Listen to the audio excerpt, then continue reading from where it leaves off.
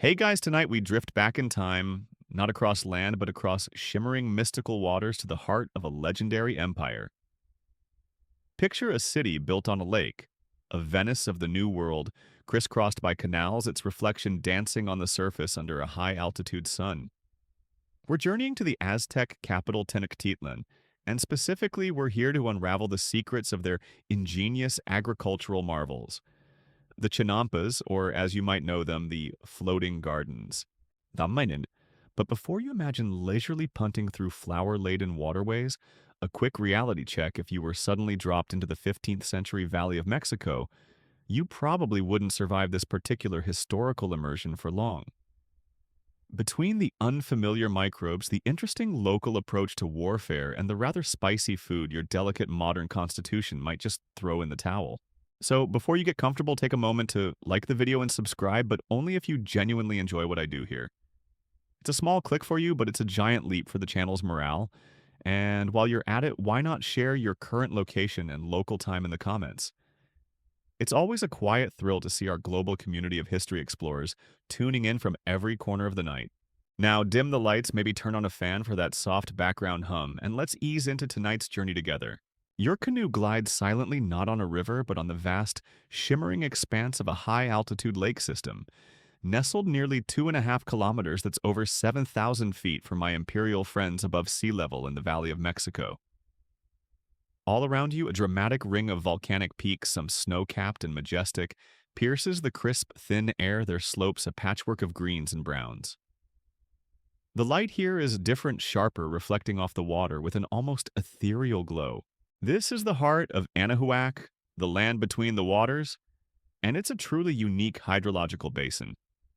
We're talking about a series of interconnected lakes, Zumpango and Zalticon to the north, then the Great Lake Texcoco in the center, and the freshwater havens of Chalco and Xochimilco to the south. It's a world defined by water, by marshland, by the constant cry of waterfowl and the flash of fish beneath the surface. Our main focus and the setting for our story is Lake Texcoco. Now, Texcoco wasn't your average freshwater holiday spot. It was for the most part a shallow, brackish, saline lake fed by mountain runoff, but with no natural outlet, meaning minerals concentrated there over millennia. Think of it as a giant high-altitude, slightly salty inland sea. This salinity would become a crucial factor in the story of Tenochtitlan and its gardens. The air smells of damp earth, of reeds, of distant wood smoke, and carries a faint, almost metallic tang from the mineral-rich waters. Into this challenging, yet strangely beautiful environment, sometime in the early 14th century came a nomadic tribe, the Mexica, who you probably know better as the Aztecs. Legend tells of their centuries-long migration from a mythical northern homeland called Aztlan, guided by their fierce hummingbird deity, Huitzilopochtli. He'd promised them a sign to mark their final destination, the place where they would build their great city, an eagle perched on a prickly pear cactus, devouring a serpent. Imagine your divine real estate agent giving you those search parameters. Yeah, just look for the raptor-snake cactus combo, preferably in a swamp. You can't miss it. And as fate or prophecy would have it, they found this very sign on a small, marshy island in the western part of Lake Texcoco, a place no one else particularly wanted. So around 1325 CE, that's a core historical fact for you, the Mexica began to build their city Tenochtitlan, literally place of the fruit of the prickly pear cactus, right there on that unpromising, waterlogged piece of real estate. It was an audacious, almost unbelievable undertaking. What rose from those reedy marshes was a marvel of urban planning for its time. A city of gleaming white temples, bustling marketplaces, and neat houses, all connected by a network of canals that served as its streets, and anchored to the mainland by impressive causeways. From a distance, it must have seemed to float upon the waters, a white jewel in a turquoise setting. But beneath the splendor lay a precarious existence. This magnificent city, home to perhaps 200,000 people or more at its zenith, was built on a dream and a whole lot of very wobbly mud. This watery embrace was both Tenochtitlan's greatest strength and its most persistent challenge. The surrounding lakes provided a natural defense, making it difficult for enemies to attack.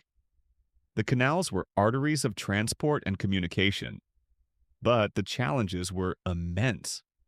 Flooding was a constant menace with lake levels capable of rising dramatically after heavy rains. Remember, this was a closed basin, and if you thought surviving medieval European water was tough, as we've discussed on other late nights, try setting up a major city in a high-altitude flood-prone, often salty swamp. Your fancy artisanal sourdough starter, if you'd brought one along in your time-traveling backpack, would not approve of this environment. It'd probably file a formal complaint with the local microbes. The brackish water of Lake Texcoco itself was largely unsuitable for drinking and critically for irrigating most crops directly. While the southern lakes like Xochimilco and Chalco were freshwater fed by springs, getting that fresh water to the city and to potential farmland was a major undertaking. But the biggest headache of all was land, or rather the distinct lack of it. The islands were small, the soil was swampy, and the population was booming. How do you feed hundreds of thousands of people when your prime real estate is more suited to ducks and reeds than to maize and beans? This was the critical problem that stared the Aztec rulers and their people in the face every single day. They couldn't just pop down to the local supermarket. They were the supermarket and the shelves were looking alarmingly bare. Here's a little quirky tidbit for you. The name Texcoco itself is a bit of a linguistic puzzle. Some scholars suggest it means place of Tezcatli, who was a Chichimec leader, while others connect it to the Nahuatl word Tezcatl, meaning mirror, perhaps referring to the lake's vast reflective surface on a calm day. You can imagine looking out and seeing the volcanoes perfectly duplicated in the water, a truly awe-inspiring mirror-like vista.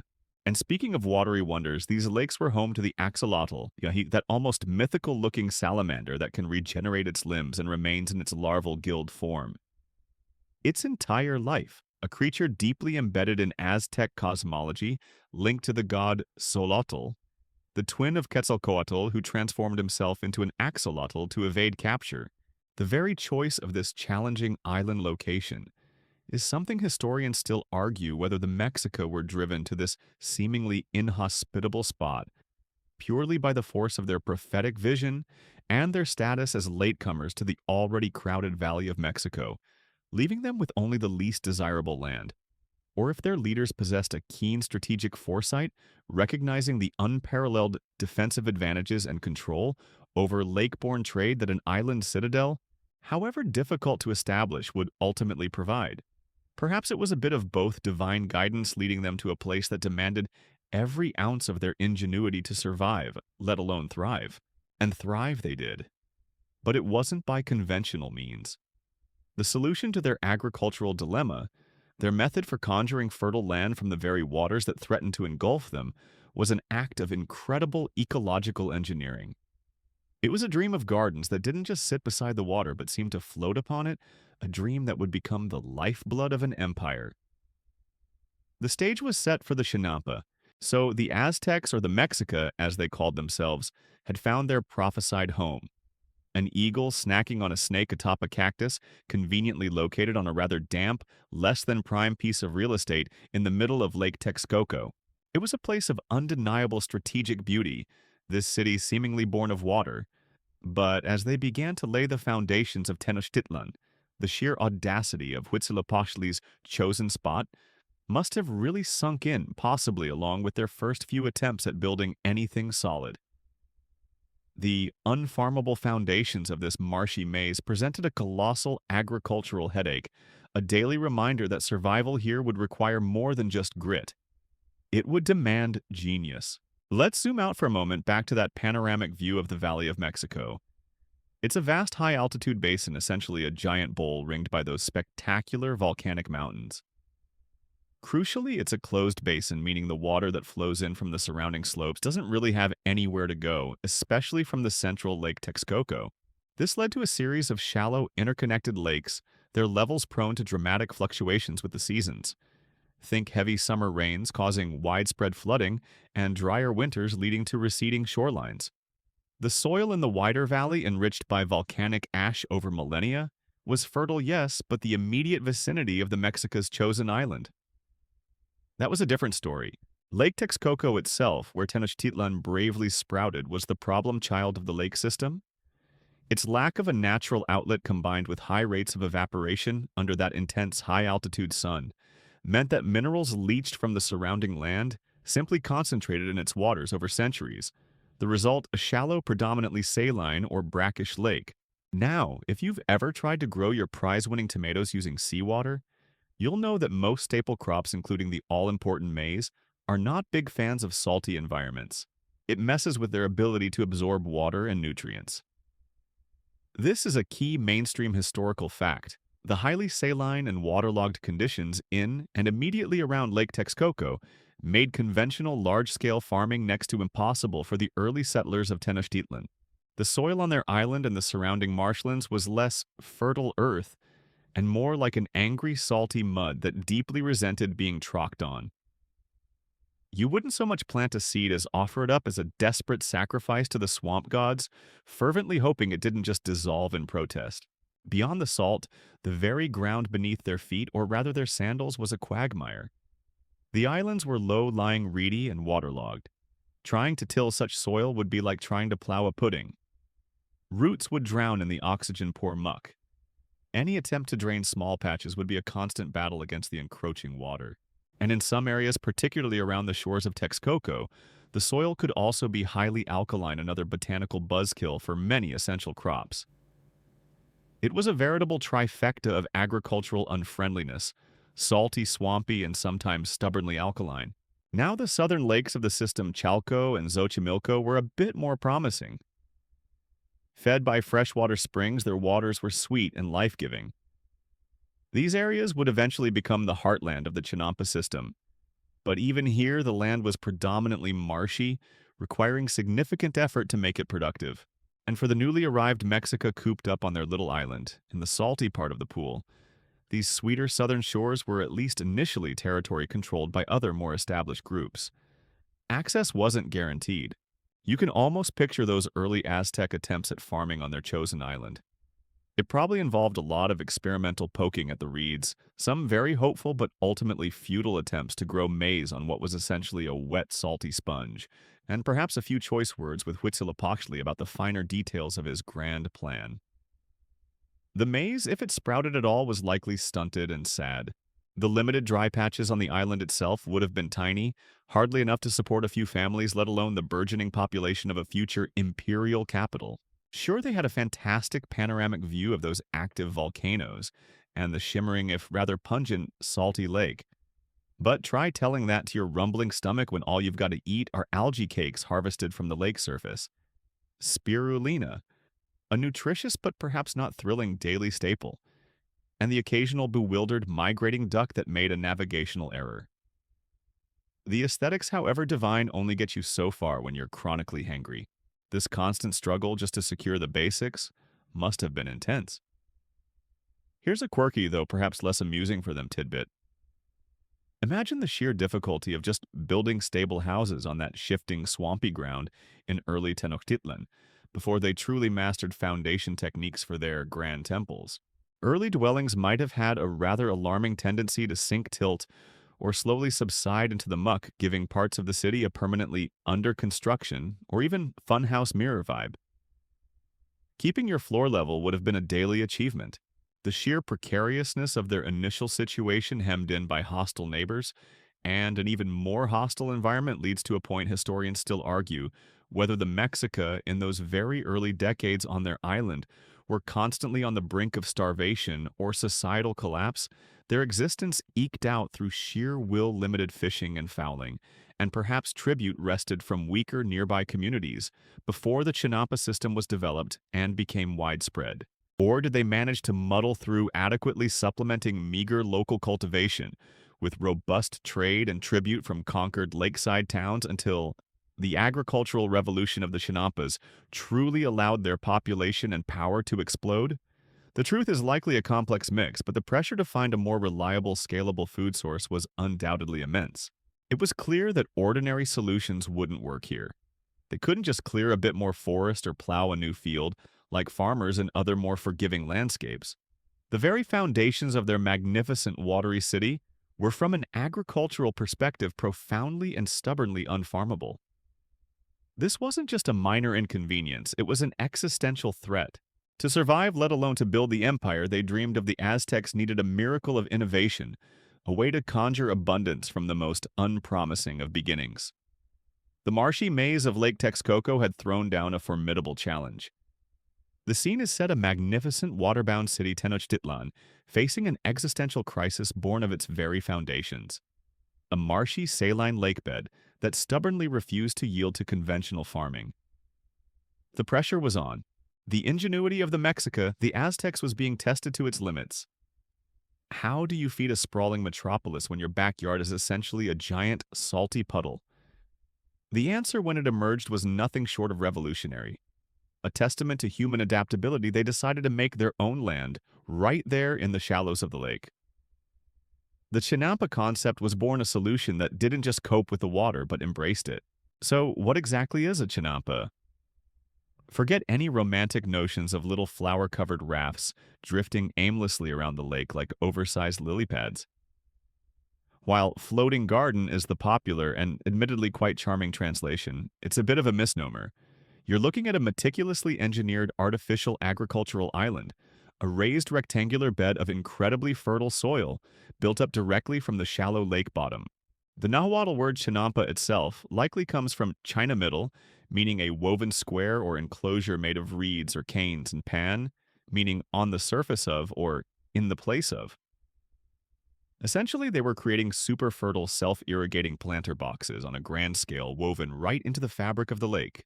You can imagine some early Aztec farmer, perhaps, after a particularly frustrating day trying to coax maize out of the saline muck, having a brilliant, muddy light bulb moment. Hold on a minute. What if, instead of constantly battling this blessed mud and water, we pile up the mud really neatly in a contained space and plant things on top of it? The other farmers, knee-deep in their own agricultural despair, probably thought he'd been spending a bit too much time communing with the more eccentric water spirits, until his ridiculously simple idea actually started to produce results. Now, the genius of this concept wasn't necessarily pulled from thin air. This is a key mainstream historical fact. While the Aztecs perfected and massively scaled up chinampa agriculture, to an unprecedented degree, similar raised field or wetland agricultural techniques had existed in various forms in other parts of Mesoamerica, and indeed around the world for centuries. They might have observed how natural levees formed, or how tangled masses of aquatic vegetation in the marshes could trap sediment and create semi-solid fertile mounds where plants thrived. The Aztecs, being astute observers and brilliant adapters, likely took these existing ideas or natural precedents and refined them, systematized them, and deployed them on a truly imperial scale. The beauty of the chinampa idea lay in its elegant simplicity and its direct tackling of multiple problems simultaneously. It created stable, fertile arable land where previously there was only reedy swamp or open water. Instead of fighting the lake environment, it integrated with it. The surrounding canals formed as the chinampas were built provided constant passive irrigation through seepage, keeping the beds perfectly moist. And those same canals became a source for replenishing the soil's fertility, as we'll see. They were using readily available local materials, the nutrient-rich mud from the lake bottom, decaying aquatic vegetation, and reeds or stakes for containment. About that floating business, it's important to clarify, these weren't bobbing islands you could tow around with your canoe like your inflatable pool flamingo. That would be a logistical nightmare for farming. Chinampas were firmly anchored to the lakebed initially with stakes and interwoven branches, and later, crucially, by the roots of strategically planted willow trees along their borders.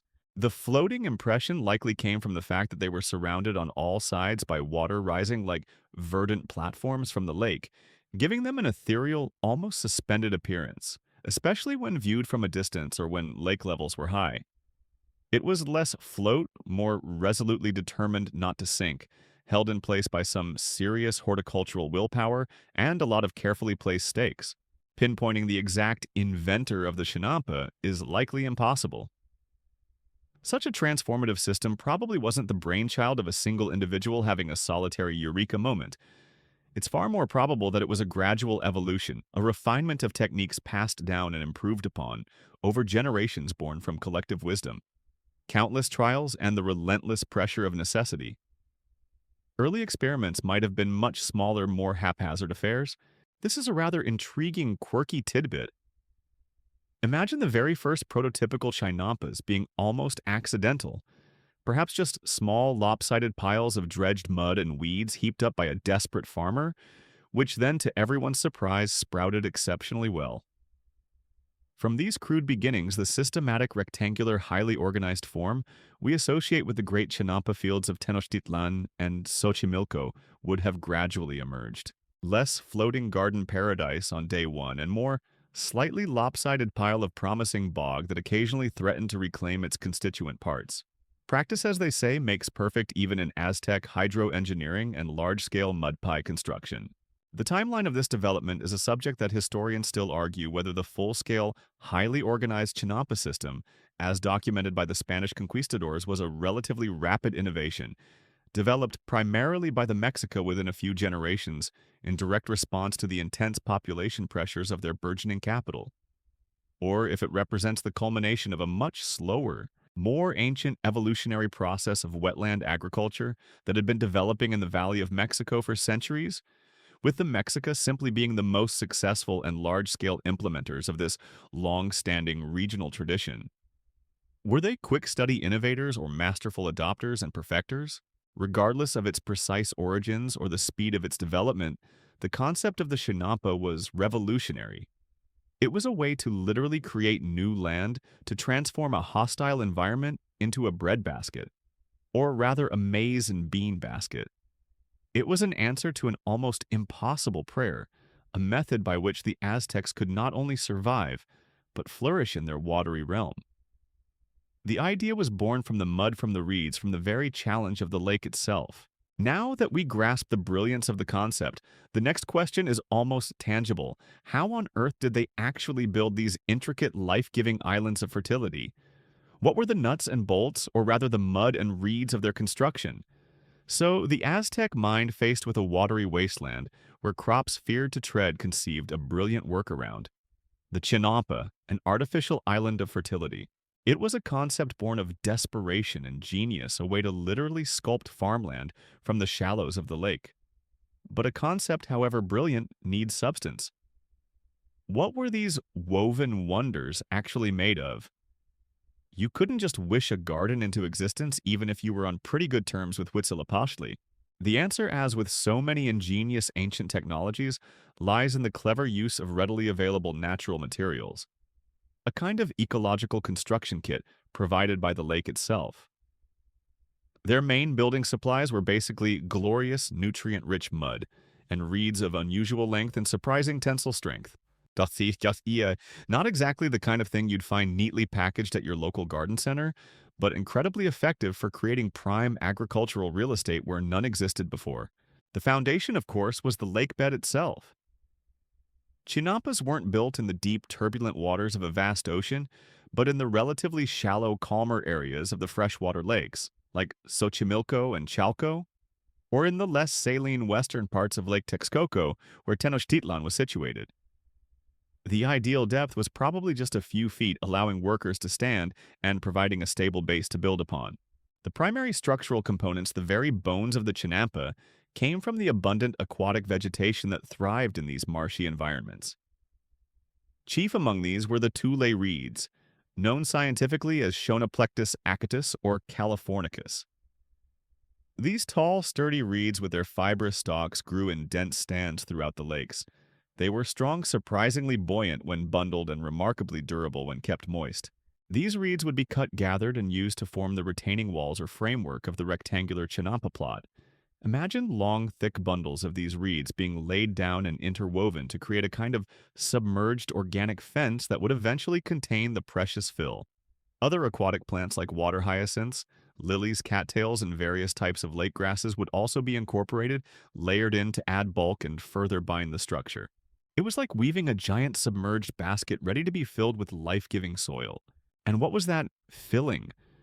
The real treasure, the heart of the Chinampa's fertility, was the lake muck itself. Using wooden spades, woven baskets, and sheer muscle power, the Aztecs would dredge the nutrient-rich mud and sediment from the bottom of the canals being formed between the Chinampas or from the surrounding lake bed. This wasn't just any old mud.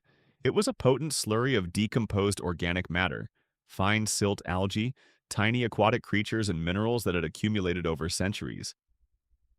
This rich, dark goo would be scooped up and carefully deposited within the reed enclosure.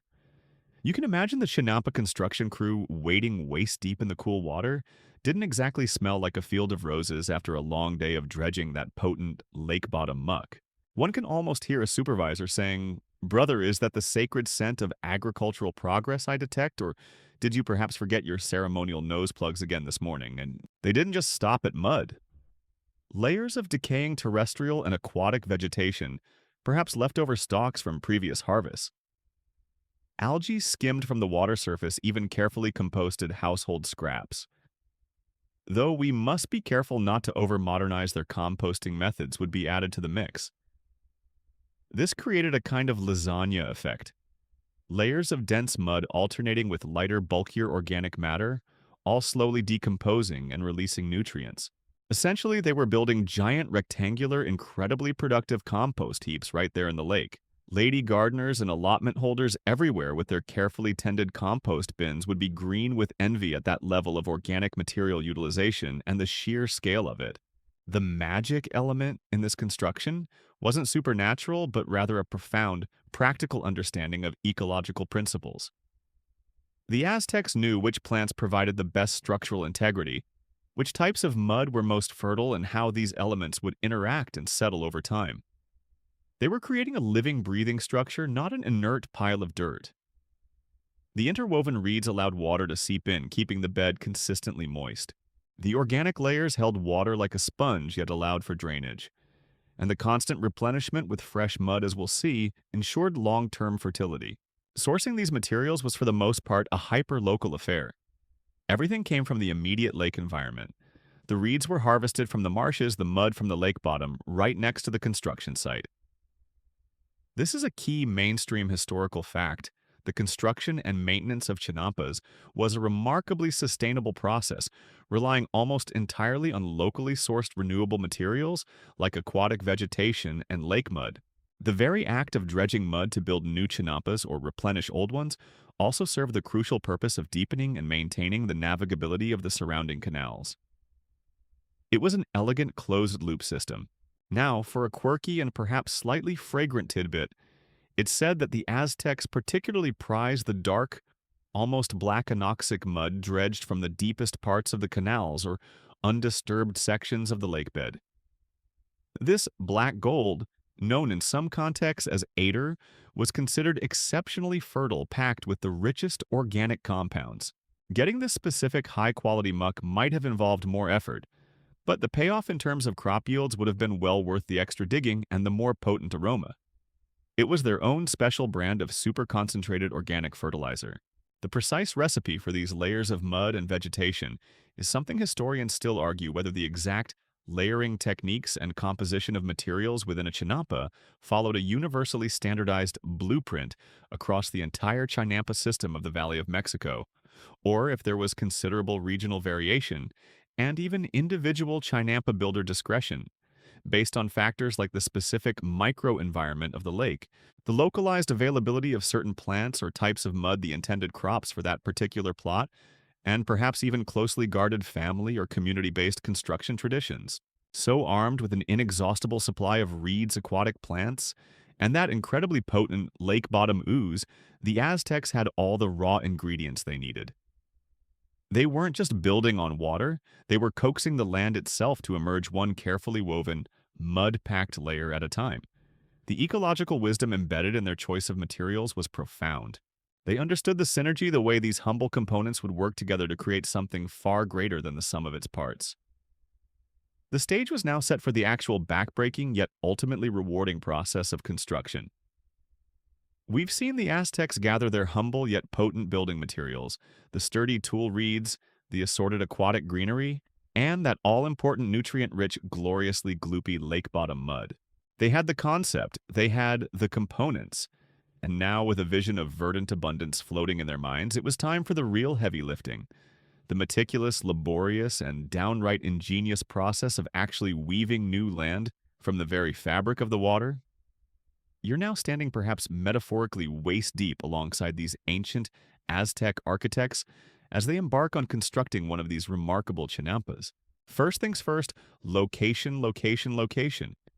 Even in a vast lake system, not just any spot would do. They choose shallow areas, typically in the freshwater southern lakes like Xochimilco and Chalco, or in carefully managed less saline sections closer to Tenochtitlan.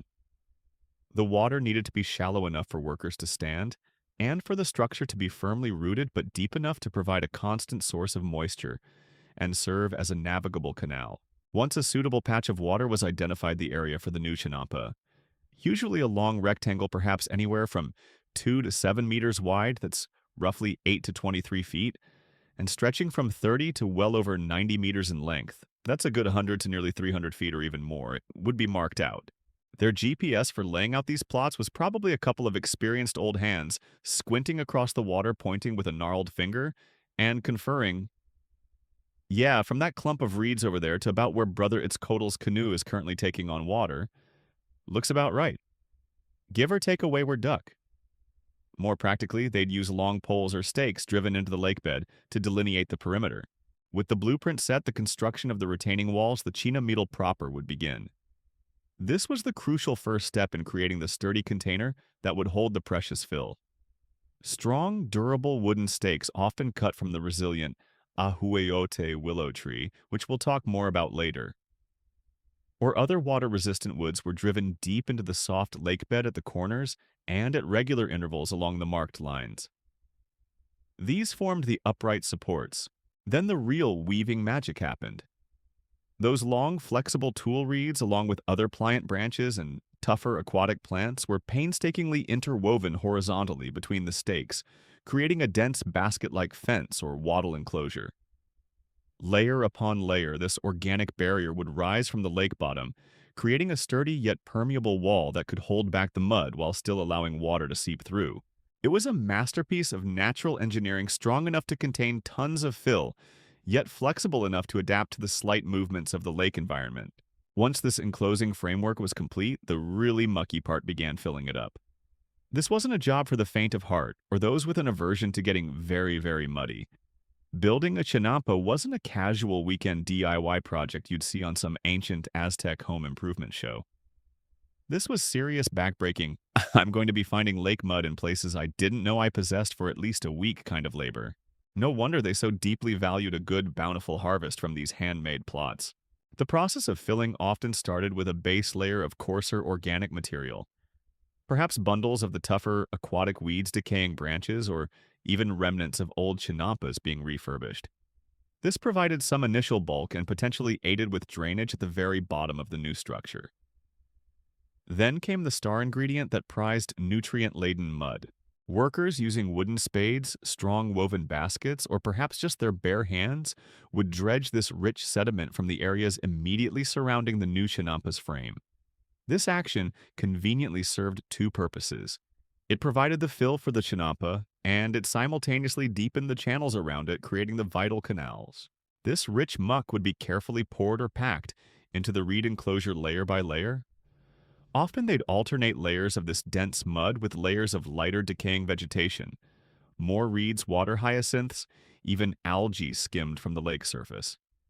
This layering technique, much like modern sheet mulching or lasagna gardening, helped to create a well-aerated, moisture-retentive, and incredibly fertile soil structure as the organic matter slowly decomposed. The chinampa would be built up patiently, bit by bit, until it rose about a meter, around 3 feet or so, above the average water level, creating a raised bed safe from minor flooding, and with a good planting depth. There wasn't much in the way of heavy compaction machinery, of course, but the natural settling of the materials and perhaps some judicious tamping down would help consolidate the new land. This whole construction technique is a well-documented mainstream historical fact. The Aztecs created their chinampas by first building a rectangular enclosure of interwoven reeds and driven stakes within the shallow lake bed, and then meticulously layering mud dredged from the evolving canals with decaying vegetation to gradually build up these highly fertile agricultural plots. The spaces left between these newly constructed chinampas automatically became the canals, the lifeblood of the entire system. These weren't just watery alleyways, they were transportation routes for canoes laden with produce. They were the source of the mud for construction and replenishment. They provided constant irrigation to the Chinampa beds through capillary action. And they even supported a micro ecosystem of fish and waterfowl that could supplement the Aztec diet. This was a highly organized cooperative effort. While individual families likely tended their own plots, the initial construction of new Chinampa areas, especially larger expansions, might have involved community work groups or even state-directed labor, particularly as Tenochtitlan grew and its food demand skyrocketed. The skills involved were considerable, passed down through generations of Chinampa builders, a testament to their collective ingenuity. Now for a truly Aztec quirky tidbit, it's quite plausible that before the first load of mud was ceremonially tipped into a new Chinampa frame, a small offering might have been made. Perhaps a special stone, a few precious jade beads, or even a prayer whispered to Calhutliku, the goddess of lakes and streams, to bless the new land and ensure its fertility and stability. A little divine insurance never hurt. The first day a brand new Chinampa was deemed finished. It probably still looked like a very damp, somewhat lumpy, dark rectangle of freshly piled goo glistening under the sun. You'd need a good dose of Aztec faith, a healthy measure of farmers' optimism, and probably some very robust and enthusiastic seeds to look at that primordial bed and confidently envision its future as a thriving, multi-crop vegetable garden. The precise organization of these large-scale construction projects is a point that historians still argue whether the vast expansion of the Chinampa system around Tenochtitlan and in the southern lakes was primarily driven by countless individual family initiatives, gradually claiming and building new plots as their needs grew, creating an organic, sprawling network.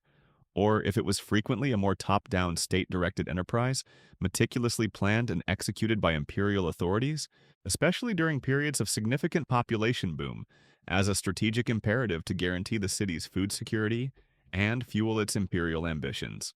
But whether built by individual families or by imperial decree, each new Chinampa was a small miracle of creation, a testament to the Aztec ability to literally sculpt their world. This freshly woven land, still damp and raw, was not yet complete, however. It needed to be anchored to be made a permanent fixture in the lake before it could truly fulfill its life-giving potential. So there it is, your brand new, handcrafted Chinampa, a glistening dark rectangle of potential freshly sculpted from the lake's own bounty. It's an impressive feat of Aztec engineering, a testament to their ability to literally weave land from water. But this newborn island, still damp and composed primarily of layered mud and reeds, is a bit like a very large, very important Jenga tower made of soggy bread. Impressive, yes, but you wouldn't want to lean on it too hard just yet. It needs to be anchored, stabilized, and made a truly permanent fixture in the watery landscape before it can reliably bear the fruits, or rather the maize, beans, and squash of their labor. Imagine the forces at play. Even in the relatively calm shallows, there would be water movement. The gentle currents created by wind or the passage of canoes in the newly formed canals could slowly nibble away at the soft, muddy edges. There was the constant pressure of the waterlogged fill wanting to slump and spread. Without some serious reinforcement, our beautiful, painstakingly constructed Chinampa might slowly dissolve back into the lake, a heartbreaking agricultural mudslide. Before they truly perfected the art of willow planting, a particularly enthusiastic sneeze from a passing dignitary in a ceremonial canoe might have caused a minor Chinampa landslip. Ah, Tlatoani, your powerful vocalizations are truly inspiring. And oh look, our prize-winning chili pepper patch is now embarking on an unexpected voyage down the canal. The initial wooden stakes driven into the lake bed to form the chinamitul, that woven reed enclosure, provided the first line of defense and some immediate stability. These stakes, made from durable, water-resistant wood, gripped the lake bottom and held the rectangular shape. Over time, these might need to be replaced or supplemented as they rotted or loosened in the soft muck. But stakes alone, especially for these long, narrow structures, wouldn't be enough for true lasting permanence. They needed something more, something alive, something that would bind the Chinampa from within and root it deeply into the earth beneath the water. Enter the star player. The real guardian of these floating farms, the ahueyote tree, a species of willow native to Mexico, known scientifically as Salix bonplandiana. This wasn't just any tree, it was perfectly suited for the job. Ahoyotes are fast-growing. They absolutely love having their feet wet, thriving in waterlogged conditions, and most importantly, they develop extensive fibrous and incredibly strong root systems. The Aztecs, with their keen observational skills, recognized the power of these willows. And so a crucial step in making a chinampa a long-term fixture was the strategic planting of Ahoyote saplings, or cuttings all along its edges and sometimes at the corners for extra reinforcement. This is a cornerstone mainstream historical fact. The widespread and systematic planting of Ahoyote willow trees along the peripheries of chinampas was absolutely vital. Their dense intertwining root systems were the key to binding the soil, preventing erosion and permanently anchoring these artificial agricultural islands to the underlying lakebed. You can picture the scene once the mud and reed layers had settled. Young willow shoots would be carefully pushed into the moist earth at regular intervals around the entire perimeter. As these willows grew, and they grew quickly in that nutrient-rich, watery environment, their roots would spread like a living net throughout the chinampa structure. They'd delve deep right through the layers of mud and vegetation, reaching down into the firmament of the original lake bottom, effectively stitching the man-made island to the natural earth. Simultaneously, the dense network of finer roots near the surface would hold the precious soil of the chinampa edges together, acting like a natural retaining wall, preventing it from being washed away by lapping water or crumbling under its own weight. Those Ahoyote willows were the unsung bouncers of the Chinampa Soil Club, tirelessly making sure no unruly mud particles tried to escape the designated garden area and ruin the aquatic party in the canals. Their roots were like an army of tiny, determined bouncers shouting, "You shall not pass!" into the waterway, oh valuable topsoil. But the benefits of these willow guardians didn't stop at just anchoring and erosion control. The trees themselves became a valuable, sustainable resource. Being willows, they could be regularly coppiced or pollarded, meaning their branches could be systematically cut back to provide a continuous supply of wood for new stakes, for repairing the woven reed facings for fuel, for making simple tools, or for other construction needs around the homestead. The leafy canopy, once mature, would offer welcome shade to workers toiling on the chinampa under the hot sun, and perhaps even provide a bit of a microclimate for certain shade-loving understory plants.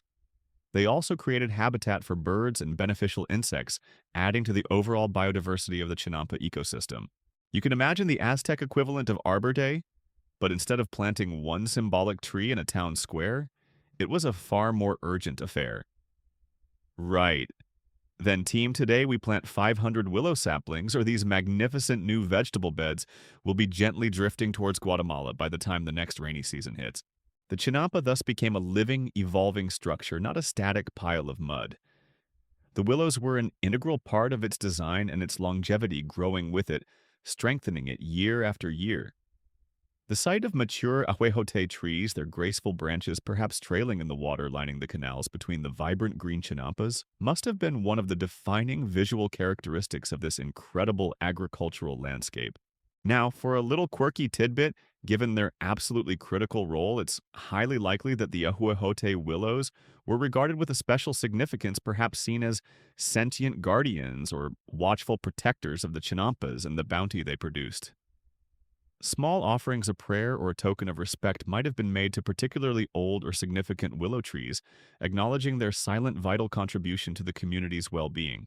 The precise timing and systematization of this willow planting is a point that historians still argue whether the extensive and strategic use of Ahoyote willows was a fully formed integral part of chinampa design from the very earliest, most primitive stages of their development in the Valley of Mexico, or if it became a more widespread, deliberate, and systematically engineered practice later on as chinampas became larger, more numerous, more economically critical, and the long-term challenges of erosion and stability in these dynamic aquatic environments became more acutely apparent through trial and error.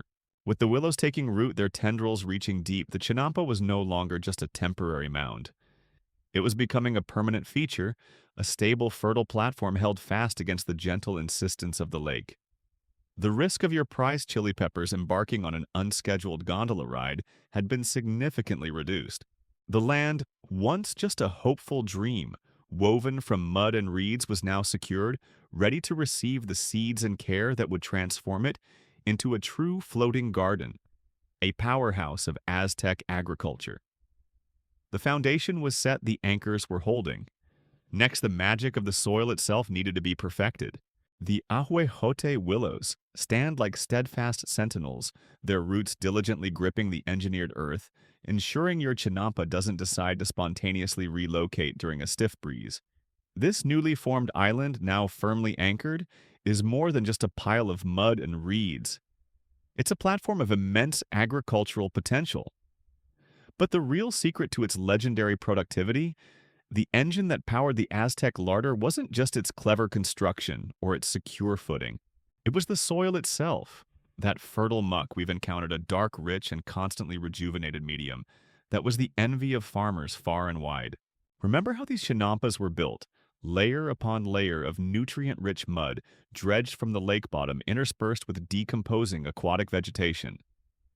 This gave them an incredible head start, a built-in reservoir of everything a growing plant could desire.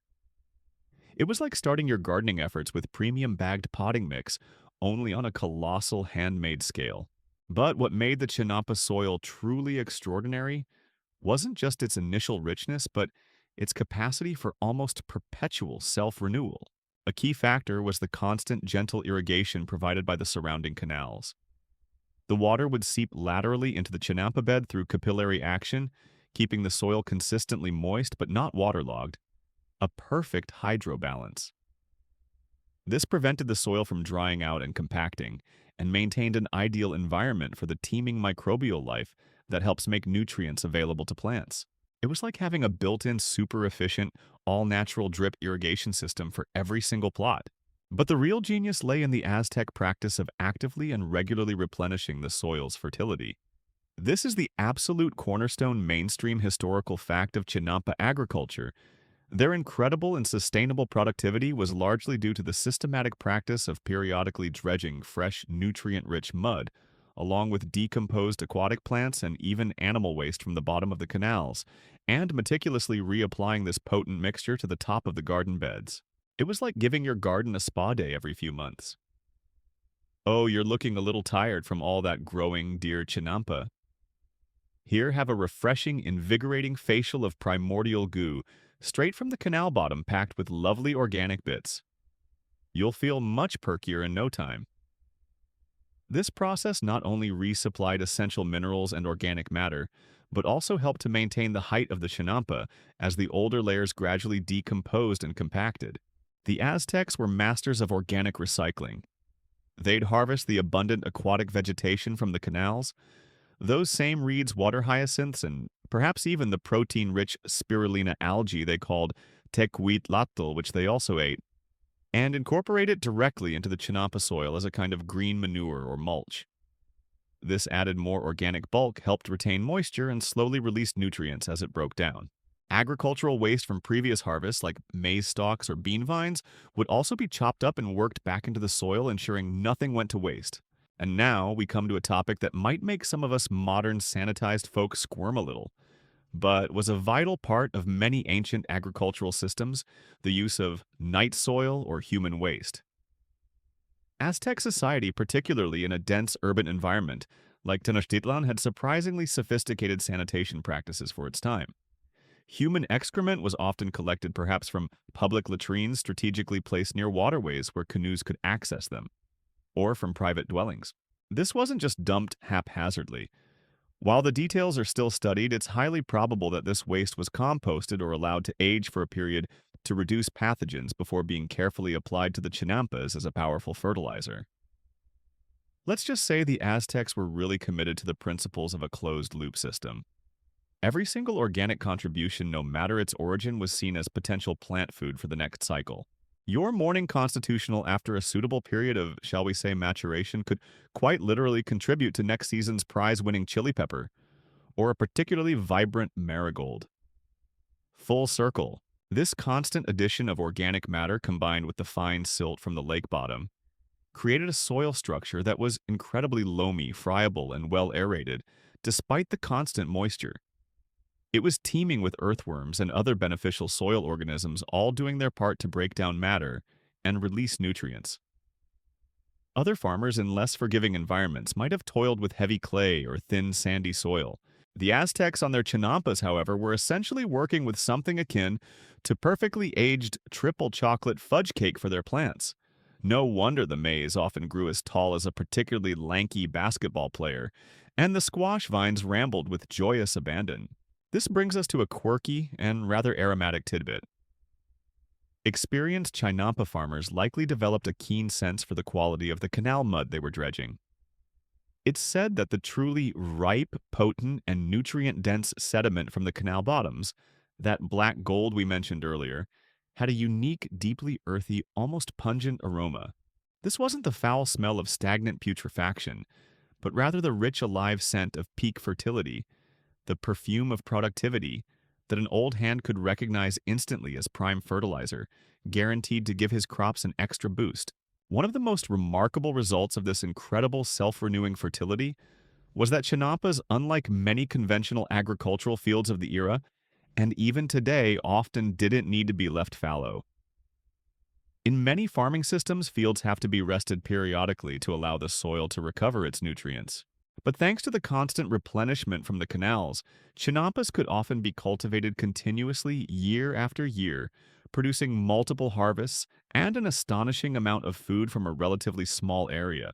The exact methods and intensity of using all available organic inputs, particularly human waste, is something that historians still argue whether the widespread and intensive application of night soil as fertilizer was a primary universal contributor to the exceptional yields of all crops grown on chinampas, or if its use was perhaps more restricted, maybe targeted towards specific nutrient-hungry crops applied only after very thorough composting or aging processes to mitigate health risks, or used more heavily on chinampas dedicated to non-food crops like flowers, which were also highly valued. But regardless of the precise balance of ingredients in their secret soil recipe, the outcome was undeniable. The chinampa bed, once stabilized by its willow guardians, became a powerhouse of fertility, a dark, moist, incredibly rich medium that was the envy of the agricultural world. This wasn't just dirt, it was a carefully crafted living soil, the true magic behind the floating garden's legendary abundance. With soil this good, the Aztecs were ready to plant a veritable feast. The secret is out that Chinampa's incredible fertility wasn't just a happy accident. It was the result of ingenious Aztec soil science, a constant cycle of replenishment using the very best of what the lake environment offered. That prized black gold mud and abundance of aquatic plants, and a little help from, shall we say, thoroughly recycled organic matter. With soil this rich and perpetually moist, you had the perfect stage for agricultural abundance. But these fertile islands didn't exist in a vacuum. They were cradled, connected, and continually nourished by an intricate network of waterways. The canoe canals, the very arteries of Chinampa life. As each Chinampa was meticulously built up from the lake bed, the process of dredging mud for its construction naturally created channels of water on all sides. These weren't just accidental ditches. They were an absolutely integral part of the design, as vital to the system's success as the fertile soil itself. You're now pulling your own imaginary canoe in a kali, as the Aztecs called it, down one of these shimmering liquid laneways. The water is calm, reflecting the azure sky and the lush green walls of the Chinampas rising on either side. These canals formed an intricate, almost labyrinthine network, connecting vast fields of Chinampas to each other, and ultimately linking these agricultural powerhouses to the larger thoroughfares of the lake and the bustling heart of Tenochtitlan itself. They varied in width, some just wide enough for a single canoe to pass, others broader, allowing for two-way traffic. Their depth, too, was carefully managed, deep enough for navigation and to provide a good source of that precious mud, maintained by that same periodic dredging that kept the Chinampa beds topped up. It was a perfectly symbiotic relationship.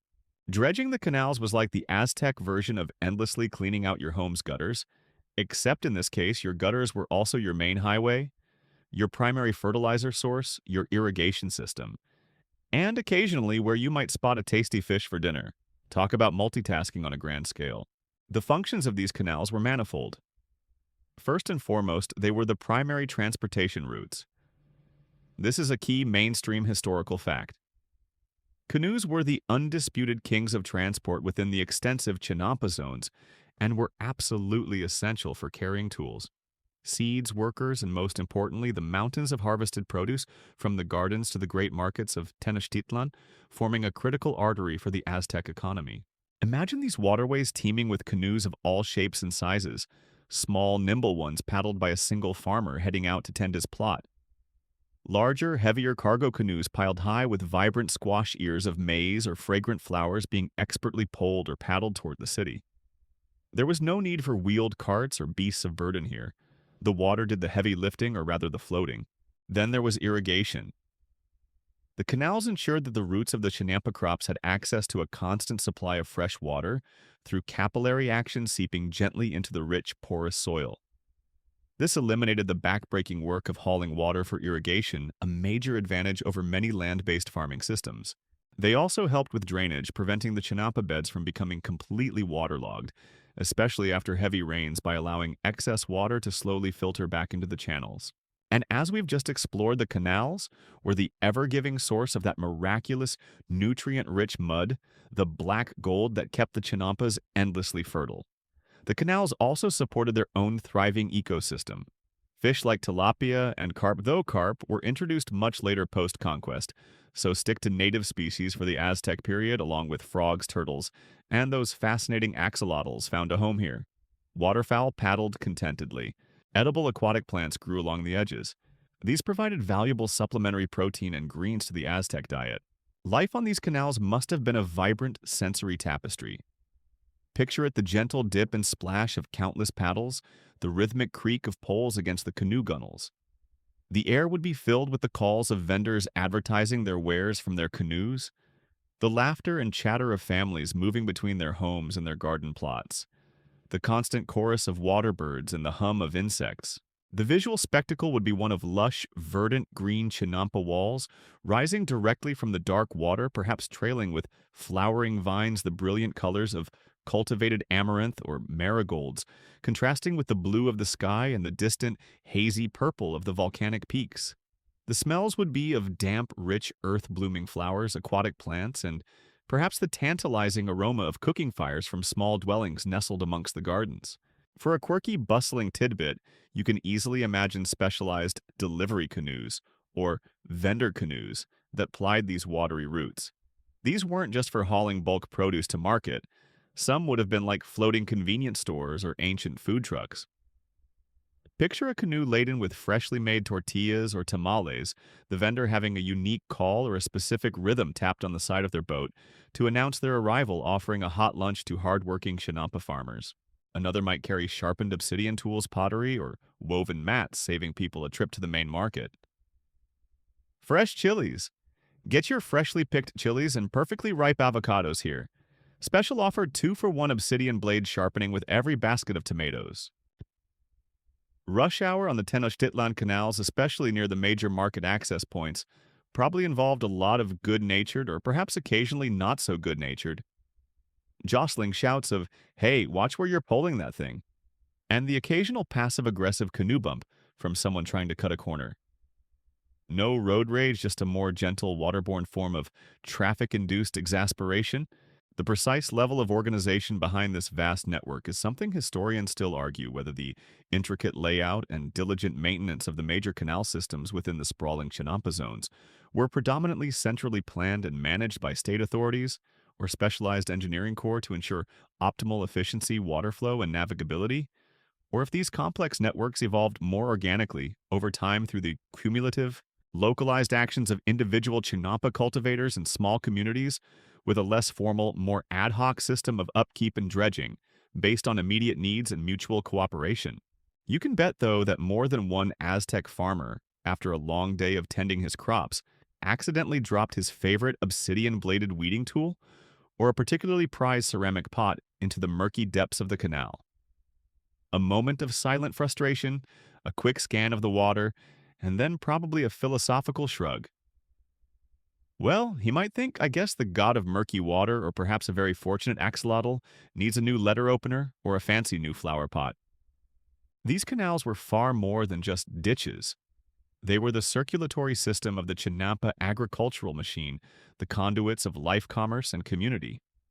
They connected everything, nourished everything, and made possible the incredible abundance that rose from these man-made islands. With the soil rich and the water ever present and accessible, the next logical step was to fill these fertile platforms with life. The canals, those shimmering, life-giving veins of the Chinampa system, hum with a quiet energy. They've delivered the workers the tools and the precious, ever-renewing mud. They've kept the soil perfectly moist, and now as your canoe glides alongside one of these verdant rectangular islands, your eyes are met with an almost overwhelming tapestry of growth. The Chinampas weren't just functional. They were a riot of color, texture, and fragrance, a testament to the rich bounty that could be coaxed from these man-made marvels. It wasn't just farming, it was horticulture elevated to an art form, a vibrant pantry blooming on the water. At the heart of this agricultural abundance, naturally, were the Three Sisters, the sacred trinity of Mesoamerican sustenance: maize, beans, and squash. Maize, or quintli, as the Aztecs called it, was the undisputed king, the very stuff of life. Towering stalks in a multitude of varieties adapted to the local conditions would rise towards the sun, their developing ears a promise of tortillas, tamales, and atole. Then twining their way up these sturdy maize stalks, you'd see the delicate tendrils of bean vines, or etiel. These weren't just freeloading. The beans in their incredible diversity of colors and shapes provided essential protein to the Aztec diet, and with a wisdom they understood empirically, even if not biochemically, helped to fix nitrogen in the soil, enriching it for their companions. And sprawling beneath this vertical embrace, forming a living mulch, were the broadleaves of squash plants, ayatli, a dazzling array of pumpkins, zucchinis, gourds, and other cucurbits.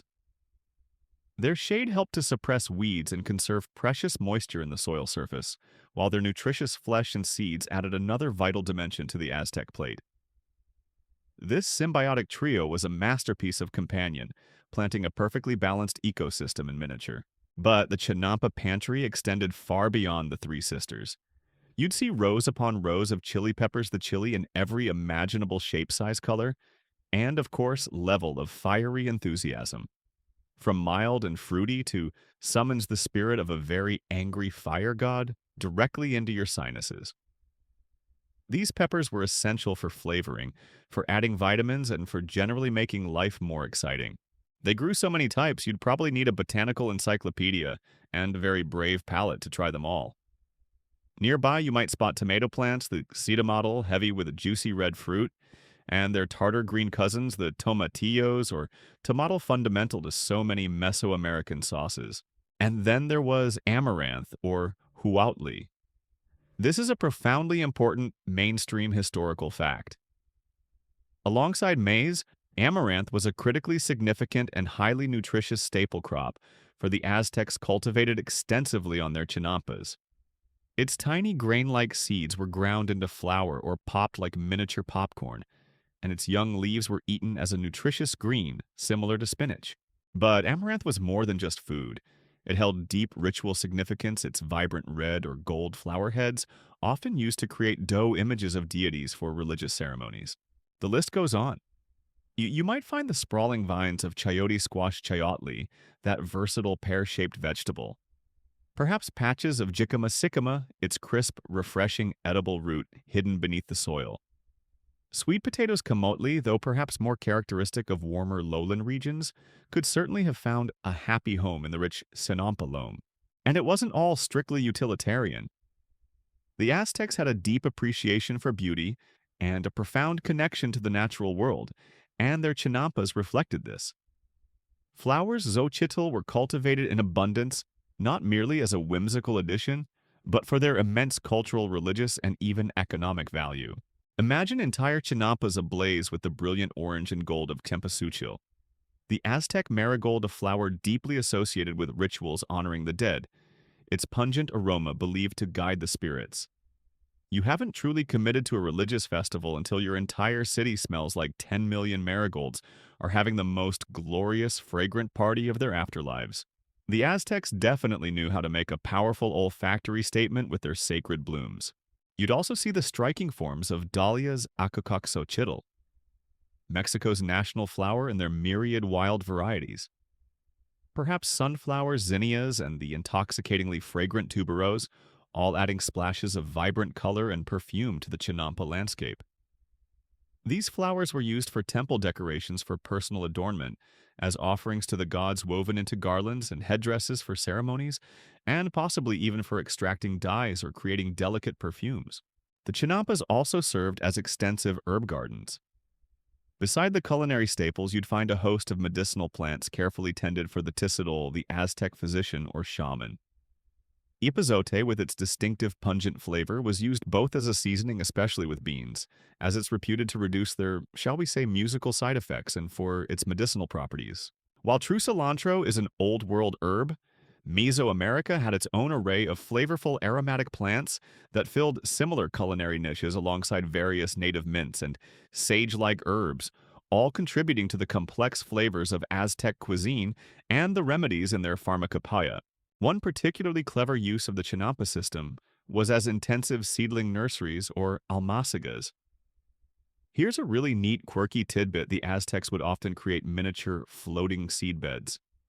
These weren't full chinampas, but rather small, densely packed rafts or shallow trays made of woven reeds and filled with a thin layer of the richest mud.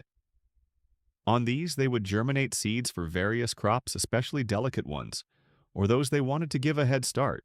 Once the seedlings were robust enough, they could be easily transplanted to the main chinampa beds or even to mainland fields. This technique allowed for incredibly efficient use of space-protected young plants from pests and was key to their system of continuous cultivation and succession planting, ensuring there was always something new ready to go into the ground. The sheer diversity of what was grown is astounding. The Aztecs weren't just growing dinner on their ingenious mud rectangles, they were cultivating a whole interconnected botanical world, a vibrant ecosystem that provided food, medicine, beauty, and ritual significance. It truly was a case of tonight, darling. Shall we have the roasted squash from Plot 7 with a side of freshly picked amaranth greens? From Plot 3, accompanied by that rather feisty chili from the batch. Brother Cuauhtémoc is so proud of, all garnished with a few petals from the new variety of dahlia we're trialing. The choices of what to grow, especially as Tenochtitlan's urban market swelled, and the empire's tribute demands grew, is a point that historians still argue whether the proportion of chinampa land dedicated primarily to staple food crops for local consumption versus potentially more lucrative cash crops, like specific types of flowers cacao. Though cacao itself is unlikely on chinampas due to its specific tropical climate needs. The principle of market-driven choices applies, or rare medicinal herbs shifted significantly over time, reflecting changing economic pressures and opportunities within the Aztec state. But one thing is certain: the chinampas were a blooming, buzzing, incredibly productive pantry. This astonishing diversity, this explosion of cultivated life rising from the lake, was the direct result of that fertile soil and those life-giving canals. And it was this very abundance that allowed the Aztecs to achieve something truly remarkable: year-round harvests. The sheer variety of life bursting from those chinampa beds, the sacred trinity of maize beans and squash, the fiery dance of chilies, the jewel-toned amaranth, and the vibrant splash of countless flowers, paints a picture of incredible agricultural richness. You're surrounded by this blooming bounty, the air thick with the scent of growing things. But the true genius of the chinampa system wasn't just in the diversity of its crops, but in its astonishing, almost relentless productivity. This wasn't a once-a-year boom and bust cycle. This was a system fine-tuned for constant harvest, a perpetual engine of green growth. Several key advantages inherent in the chinampa design made this possible. That stable year-round water supply from the canals, seeping gently into the soil, meant crops were never stressed by drought, a constant threat in many other agricultural systems. The incredibly rich, self-renewing soil, as we've discussed, was like a supercharged battery, minimizing the need for lengthy fallow periods to let the land recover. And the surrounding water of the lakes even acted as a natural temperature moderator, offering a slight buffer against extreme heat in summer, and crucially providing some protection from light frosts in the cooler months, as water retains heat better than land. This could extend the growing season significantly compared to more exposed mainland fields. Modern gardeners who meticulously cover their tender plants at the first hint of frost would look at this natural frost protection system with considerable admiration. Building on these natural advantages, the Aztecs employed highly intensive cultivation techniques. Intercropping was standard practice. You wouldn't just see a neat row of maize, then a neat row of beans. No, it was that clever Three Sisters model and other complementary plantings, where different crops grew together in the same space, each benefiting the others, maximizing the use of sunlight, vertical space, and soil nutrients. It was like a perfectly organized botanical roommate situation where everyone helps with the chores and contributes to a harmonious household. But the real key to their astonishing output was succession planting, coupled with the brilliant use of those seedling nurseries, the Almasagas we touched upon. This is a truly remarkable mainstream historical fact. Thanks to their consistently fertile soil, constant water supply, and these sophisticated intensive cultivation techniques, Aztec chinampas could produce up to an incredible 7 different crop cycles per year for certain quick-growing vegetables or flowers. 7, while staple crops like maize might have had fewer but still multiple cycles, the overall productivity was staggering.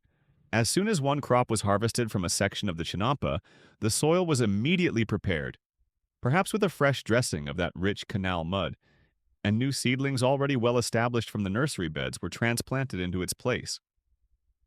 There was virtually no downtime. The plants on a chinampa probably experienced a very short but incredibly exciting and productive life. Okay, I'm a tiny seedling in a cozy mud tray. Oh, I'm being moved to the big garden. Wow, sunshine and so many nutrients. Oh, I'm fully grown and being harvested. Farewell, cruel but bountiful world, and then next. Imagine the planning and coordination this required. The Chinampa farmer wasn't just a tiller of soil, they were a master scheduler, a horticultural logistician. The to-do list for a dedicated chinampero was likely just one perpetually repeating item: everything, all the time, forever. There were no lazy summer afternoons spent idly watching the crops grow. The next planting was always waiting in the wings, seedlings practically tapping their metaphorical tiny green feet in the almasica, eager for their turn in the main bed. This continuous cycle ensured a steady stream of produce flowing from the chinampas to the markets of Tenochtitlan month after month. Modern gardeners often thrilled with a single glorious zucchini explosion. Once a year would look at an Aztec chinampa's output and just weep with a mixture of envy and awe. 7 harvests a year. That's not just farming, that's some kind of agricultural sorcery, a verdant miracle repeated daily. While not every single crop would be harvestable every single day of the year, the overall impression of the Chinampa zones would be one of almost perpetual greenness and bustling activity. Even in the cooler months, hardier vegetables or those protected by the lake's microclimate would continue to thrive. The decomposing organic matter within the Chinampa itself generated a small amount of heat, further contributing to frost protection. It was a system designed for resilience and relentless output. Of course, this level of productivity demanded constant, skilled human labor. This was not a plant it, pray for rain, and hope for the best kind of farming. It required daily attention. Meticulous weeding, though the dense planting helped suppress weeds. Careful transplanting of seedlings, monitoring for any pests, though the biodiversity of the system likely helped keep them in check, naturally harvesting at the peak of ripeness, and, of course, the ongoing work of dredging canals and replenishing the soil. This was likely a family affair with all members contributing, or perhaps communal work groups sharing the tasks on larger Chinampa holdings. The intricate knowledge of planting cycles and soil management passed down through generations. For a quirky, almost poetic tidbit, consider the incredibly precise, almost ritualized timing that must have been involved in transplanting seedlings from the Almasagas to the main Chinampa beds. To ensure no break in the production cycle to make sure that space was used to its absolute maximum potential, this couldn't have been a haphazard affair. It was likely a carefully choreographed agricultural ballet with farmers knowing the exact right moment, perhaps guided by subtle environmental cues or an unwritten calendar, to move each type of plant for optimal growth and minimal shock. Every movement, every planting part of a larger continuous dance of cultivation. The exact figures for this remarkable productivity, especially the claim of up to 7 harvests, lead to an ongoing scholarly discussion. Historians still argue whether this peak of 7 harvests per year was consistently achievable across all Chinampas in the Valley of Mexico and for all major staple crops like maize, or if this astonishing level of output was perhaps more characteristic of specific, exceptionally well-managed plots. Maybe those located closest to the city markets or those specializing in quick-growing high-value vegetables and flowers, while other chinampas, perhaps further afield or focused on bulk staples, might have aimed for fewer, albeit still impressive crop cycles. Regardless of the exact number, the conclusion is inescapable. The chinampas were not just fertile, they were phenomenally, relentlessly productive. This constant green growth, this seemingly endless bounty coaxed from mud and water, was the powerful engine that fed an empire supporting a population density that would have been unthinkable with conventional agriculture in such a challenging environment. With such intensive farming happening, one has to wonder, did the farmers and their families actually live out here amidst their ever-producing gardens on these islands of their own making? Section 11. The sheer relentless productivity of those Aztec chinampas, churning out multiple harvests a year, paints a picture of almost constant agricultural activity. You can imagine the endless cycle of planting, tending, and harvesting, a vibrant dance of cultivation that never seemed to pause. But all this intensive labor raises a rather practical question. Where did the farmers, the chinamperos, actively live? Did they commute daily by canoe from the bustling urban center of Tenochtitlan, or from villages on the mainland shores? Or did they make their homes right there amidst the damp, fertile islands they so meticulously crafted and tended? You're now peering through the morning mist that often hangs over the canals, looking for signs of domestic life amidst these floating fields. The answer, it seems, is that many of them did indeed live cheek by jowl with their crops. The Chinampa zones weren't just agricultural factories. For a significant portion of the Aztec population, they were home a unique amphibious neighborhood where life was inextricably woven into the rhythms of the water and the growing seasons. It made perfect sense living on or immediately adjacent to your Chinampa meant you could keep a constant watchful eye on your precious crops, protecting them from pest-feathered furred or six-legged or the occasional light-fingered neighbor. It also minimized travel time, allowing for more hours dedicated to the demanding work of cultivation. Plus, your dinner was literally growing on your doorstep. Talk about an ultra-local food movement. So, what did these island homes look like? Don't envision grand stone palaces. The dwellings in the Chinampa zones were likely much humbler, reflecting the practicalities of their environment. You'd probably see simple huts constructed from readily available local materials. The walls might be made of wattle and daub, interwoven reeds or branches plastered with mud, or perhaps adobe bricks if a slightly drier, more consolidated patch of land could be established or built up on a larger Chinampa. Roofs would almost certainly be thatched with layers of tough tool reeds or grasses providing decent protection from sun and rain. Floors would likely be packed earth, perhaps raised slightly to mitigate the ever-present dampness. Their morning commute, if you could call it that, was less stuck in traffic on the main causeway to Tenochtitlan, and more gentle paddle a few feet through the morning mist. Try not to startle that overly ambitious heron eyeing your fish stocks. Definitely better for the stress levels, though. Possibly a bit wetter on foggy mornings. These dwellings might have been situated directly on the larger, more stable Chinampas themselves, especially if a family cultivated several adjacent plots. This would mean sacrificing a bit of precious growing space, but the convenience would be undeniable. Alternatively, small natural islets within the marsh or specially built-up house mounds, essentially mini Chinampas dedicated to supporting a dwelling, could serve as slightly more solid foundations.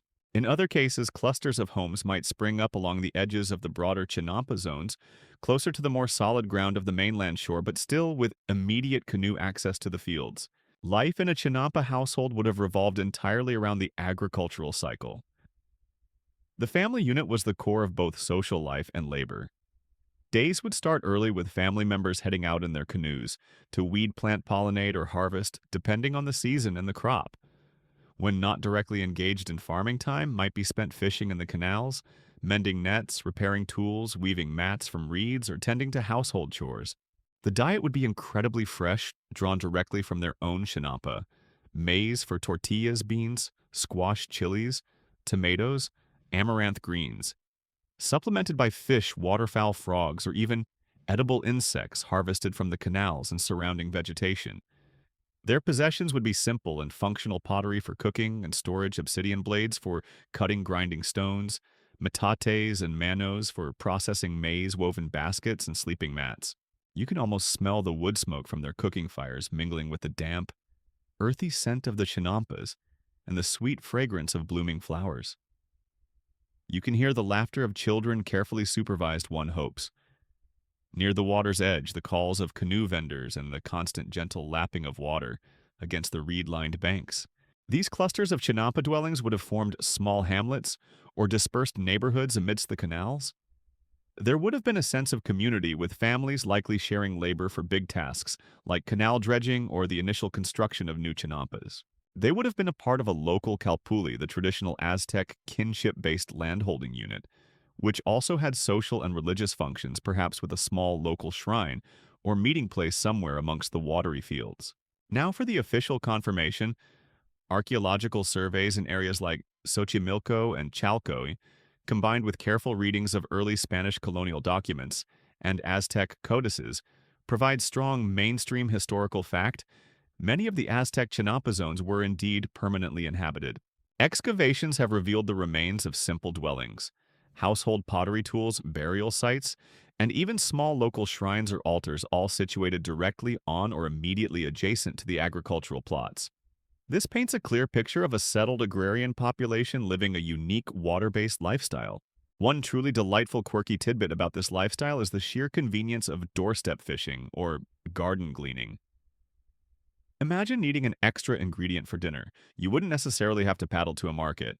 You might just cast a small net into the canal right outside your hut, or reach over from your canoe to pluck a few edible aquatic plants, or even trade a handful of your surplus tomatoes for your neighbor's freshly caught fish.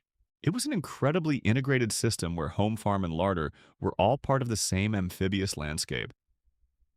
Talk about lakefront property with its own built-in grocery store and a charmingly rustic, occasionally rather damp, but always vibrant ambiance. What more could an Aztec farmer ask for? Well, perhaps fewer mosquitoes after a summer rain, but you can't have everything. Of course, life amidst the Chinampas wasn't all idyllic. The constant dampness and humidity could be challenging. Insects, as mentioned, would have been a persistent nuisance. And while the raised nature of the Chinampas offered protection from minor fluctuations in water level, major floods could still pose a threat to both crops and homes.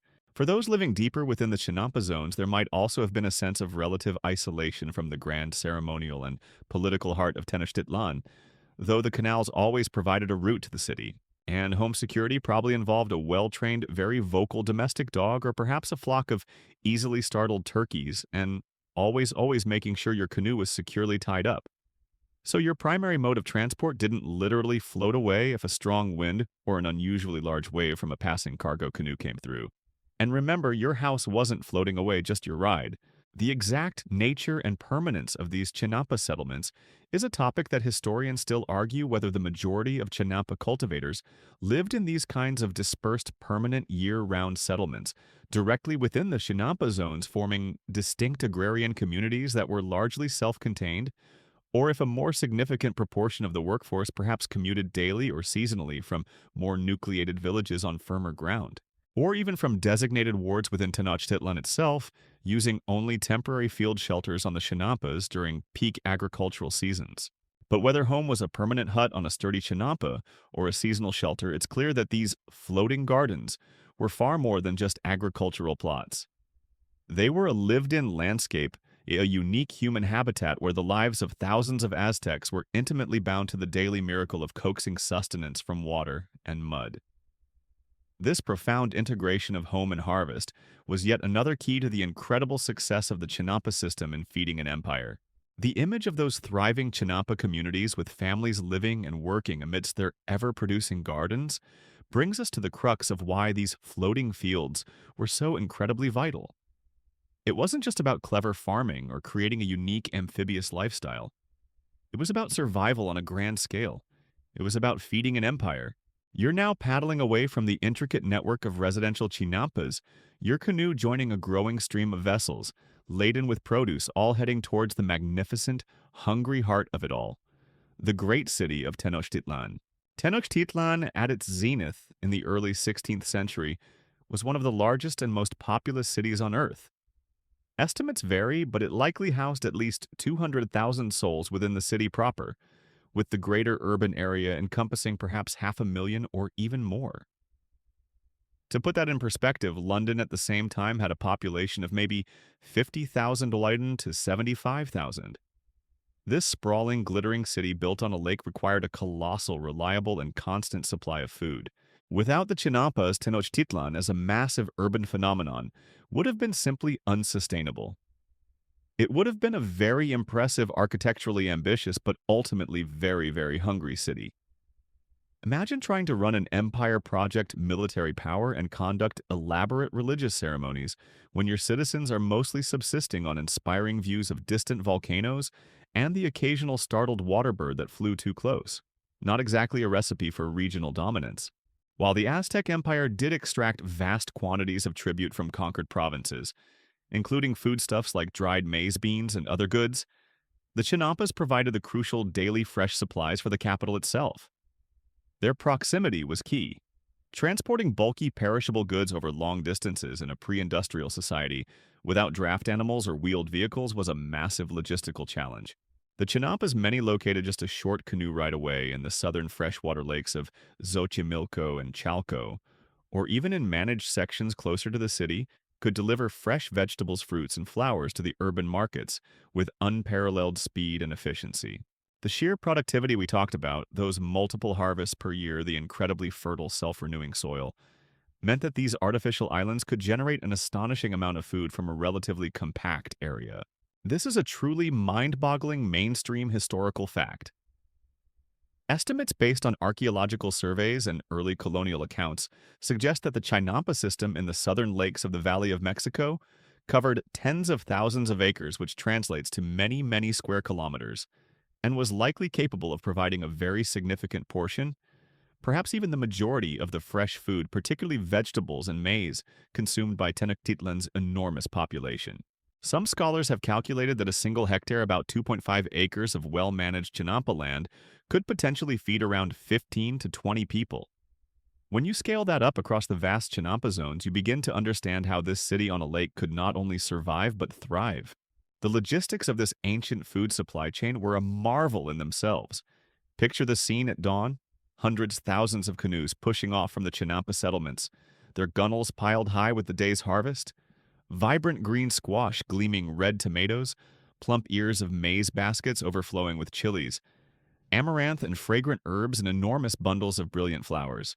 These vessels would navigate the intricate network of smaller canals merging into larger waterways, all converging on the great city. Their destination primarily the massive Tlatelolco market, Tenochtitlan's commercial twin, and one of the most spectacular marketplaces in the pre-Columbian Americas, as well as numerous smaller neighborhood markets scattered throughout the capital. Feeding 200,000 plus people daily with canoes brimming with vegetables is like envisioning the ultimate ancient Aztec fresh food delivery service. Your imperial order of 3 tons of prime maize and a flotilla of squash is arriving at Dock 7 now. Please have your obsidian blades or cacao bean currency ready for the transaction. This constant influx of fresh produce from the Chinampas had a profound impact on the Aztec diet.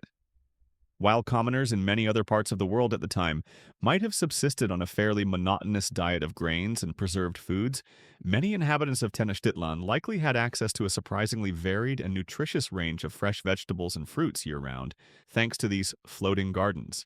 This agricultural abundance undoubtedly contributed to the overall health and vigor of the population. Beyond just filling stomachs, the Chinampa economy had wider ripple effects within the city. It supported a large class of dedicated farmers, the Chinamperos, who possessed specialized knowledge and skills. It fueled a bustling trade for merchants and market vendors who bought produce from the farmers and sold it to the urban populace. It provided livelihoods for the countless canoe operators who formed the backbone of the transportation system. And let's not forget the flowers. The vast quantities of blooms cultivated on Chinampas were essential for Tenochtitlan's endless cycle of religious festivals, temple decorations, and personal adornment, supporting a whole industry of florists and ceremonial specialists.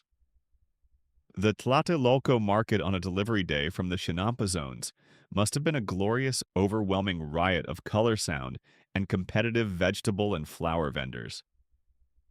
Step right up, revered citizens, get your divinely plump tomatoes. Fresher than a high priest's newly laundered ceremonial loincloth, Special discount on marigolds big enough to impress the gods themselves. For a quirky market tidbit, it's highly probable that chinampa fresh produce held a special cachet or reputation for superior quality in the bustling Tlatelolco market. Given the constant replenishment of soil and the immediate transport, these goods would have been incredibly fresh. One can imagine specific sections of the market dedicated to chinampa goods or vendors, proudly proclaiming the origin of their wares, much like farm to table is a selling point today. Straight from my uncle's prize-winning chinampa in Xochimilco, taste the difference the sacred mud makes. Ultimately, the chinampa system was a fundamental pillar of Aztec imperial power. A well-fed population is a more stable and productive population. This reliable and abundant local food supply freed up a significant portion of the state's resources and labor pool for other crucial activities. Training and maintaining a formidable army, constructing monumental temples and palaces, supporting a complex priesthood and bureaucracy, and producing the intricate arts and crafts for which the Aztecs were renowned. Without the chinampas, it's hard to imagine Tenochtitlan achieving the size, complexity, and political dominance that it did.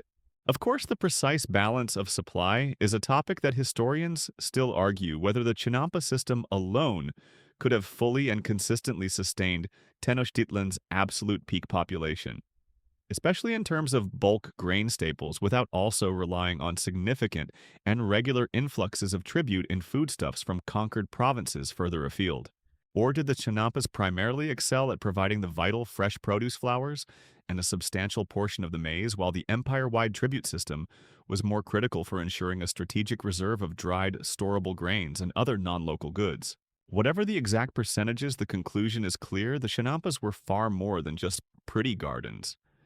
They were the agricultural engine that powered one of the world's great ancient capitals, a brilliant solution to an almost impossible environmental challenge, and a testament to the Aztec people's profound connection to and ingenious manipulation of their watery world. This incredible success within the Valley of Mexico naturally begs the question: was this agricultural marvel unique to Tenochtitlan and its environs, or did the Aztecs or other cultures implement similar floating fields elsewhere? Section 13.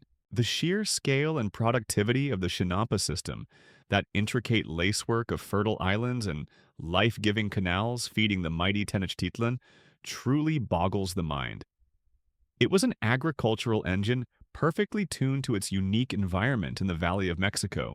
But as the Aztec Empire stretched its eagle-taloned influence far and wide across diverse landscapes from misty highlands to humid tropical coasts, you have to wonder, was this incredible floating garden technology their signature export? Did they try to replicate these watery wonders in other parts of their domain? Or were chinampas a marvel destined to remain largely within the embrace of Lake Texcoco and its freshwater siblings? To answer that, let's quickly recap the ideal conditions for a classic chinampa. You need shallow, relatively calm freshwater, or at worst, very low salinity lakes or marshes.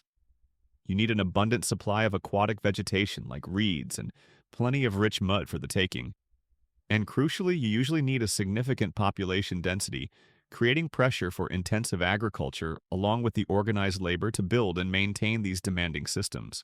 The heartland of chinampa agriculture, its most famous and extensive expression, was undoubtedly the Valley of Mexico. The southern freshwater lakes of Xochimilco and Chalco were practically carpeted with them, forming vast interconnected zones of cultivation.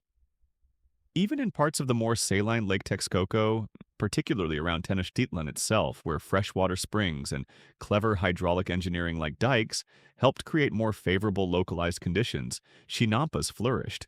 This was where the system reached its zenith. But what about beyond this central basin? The Aztec Empire was a mosaic of conquered city-states and territories, each with its own unique geography. Were there other highland lake systems within their sphere of influence, or even in neighboring territories where chinampa-like structures might have taken root? This is where a key mainstream historical fact comes into play. While the truly grand iconic chinampa systems are inextricably linked with the Valley of Mexico, archaeological and ethno-historic evidence strongly suggests that similar, though often smaller scale, raised field or wetland agricultural techniques were employed in various other suitable lacustrine lake-based or swampy environments across Mesoamerica. Some of these systems may have even predated the Aztec versions or developed contemporaneously, indicating a broader understanding of how to cultivate wetlands. It's important here to distinguish between what we might call true Aztec-style chinampas, those meticulously constructed rectangular plots built up from the lake bed and surrounded by navigable canals, and other forms of wetland agriculture. For example, the Maya in the Yucatan Peninsula and Belize developed sophisticated systems of drained fields and raised beds in seasonally flooded lowlands called bajos. Coastal cultures in various parts of Mesoamerica also adapted to swampy estuaries with their own unique methods. These were all ingenious ways of managing excess water and enhancing soil fertility, but they weren't necessarily chinampas in the Tenochtitlan mold. You can imagine an Aztec imperial planner, perhaps after a particularly successful campaign, looking at a newly conquered swampy province on a map and thinking, potential. This place definitely needs more chinampas. It's like these locals don't even want 7 harvests a year and a thriving water-based economy. Send in the mud and read consultants immediately. So why wasn't this amazing system simply copy-pasted everywhere the Aztecs went? Several factors likely limited its universal application. Firstly, the geographical specificity you needed those just right shallow lakes or marshes.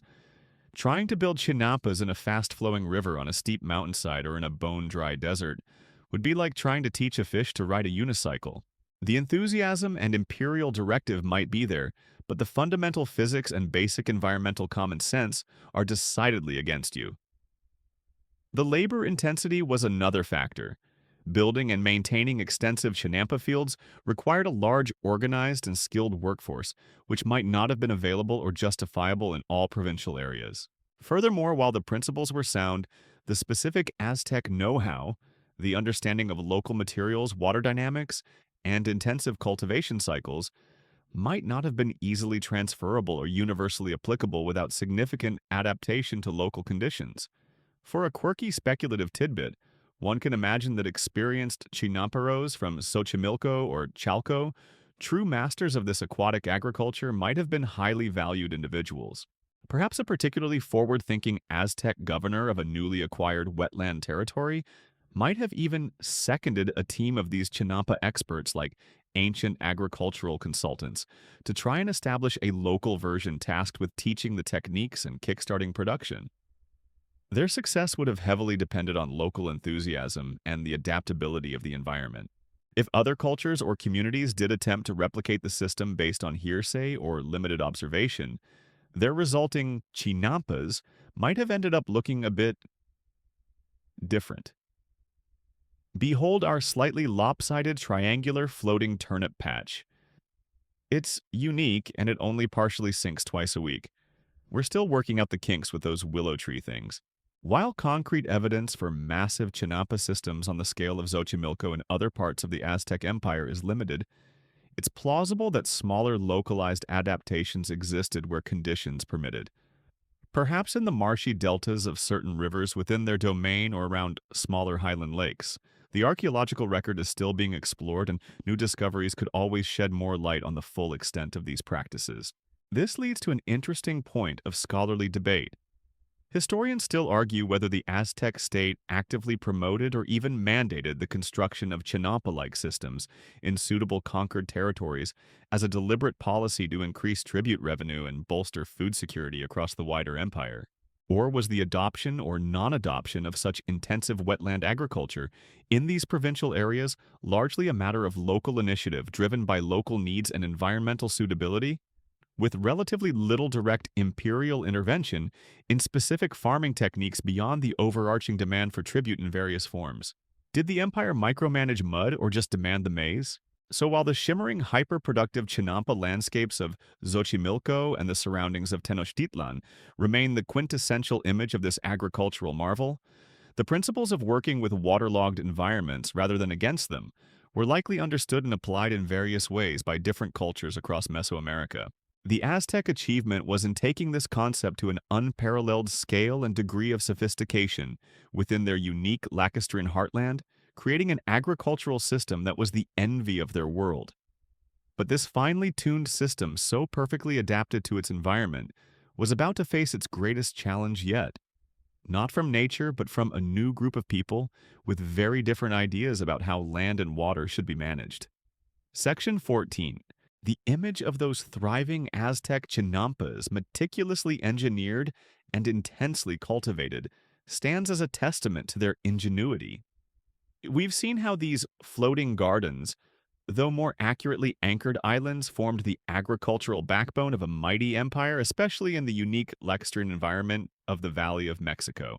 But even the most perfectly adapted systems can be vulnerable to cataclysmic change.